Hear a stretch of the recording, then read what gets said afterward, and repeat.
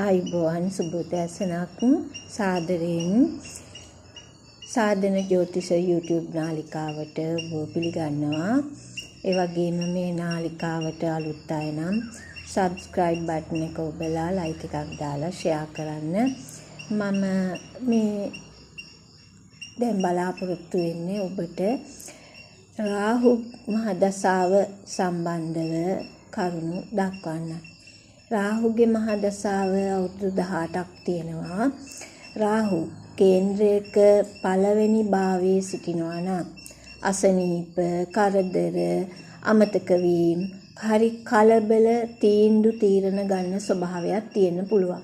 දෙවන භාවයේ නම් ඉඩකඩම්, මිල මුදල් අහිමි වී යාම, ඒ වගේම එක උච්ච හෝ ශ්‍රේෂ්ඨ බලයෙන් තියෙනවා නම් පිටරට සමග සම්බන්ධතා ඇති වෙන්න පුළුවන්. තෙවන භාවයේ නම් ගෞරවයට පාත්‍ර වීම, ඒ වගේම ඥාති සහෝදරයින්ගෙන් ඈත් වීම, සහකාරිය දරුවන් සහ සහෝදරීන් සමග ප්‍රීතියෙන් වාසය කිරීම පෙන්වනවා. සිව්වන භාවයේ නම් තම මවගේ අසනීපවලට භාජනය වීම, දුක් පීඩා විඳීම.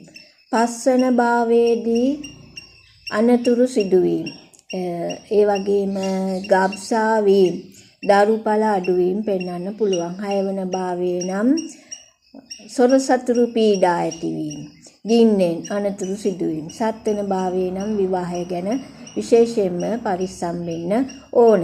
අටවන භාවයේත් හදිසි අනතුරු, අසනාවන්ත සිදුවීම් ඇති වෙන්න පුළුවන්. නවවන භාවයේ නම් පිටරට දේවල් සමග සම්බන්ධතා, පිටරට වලින් ආදායම් ලැබීම ඇති වෙන්නට පුළුවනි. දසවන භාවයේ නම් গুপ্ত විද්‍යාත්මක කටයුතු වලට සහ යම් පඩියකට නොව යම් විශාල මුදල් වලට ආදායම් ලැබීමේ වාසනාව තියෙනවා.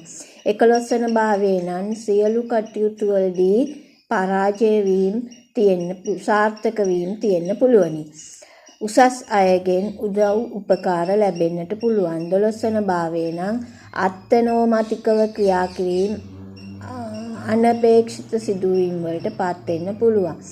මේ හැම දෙනාම තමන්ගේ ජීවිතය සාර්ථක කර ගැනීමට තමන්ගේ ආගමට අනුව කටයුතු කරන්න. විශේෂයෙන්ම බෞද්ධයෝ නම් උදේ සවස බුදුන් වැඳීම, ඒ වගේම මෛත්‍රී භාවනාව කිරීම, පිරිත් සජ්ජායනා කිරීම ඊටාම සුබදායකයි. නැවත මෙවන් වීඩියෝ එකකින් හමු වෙමු.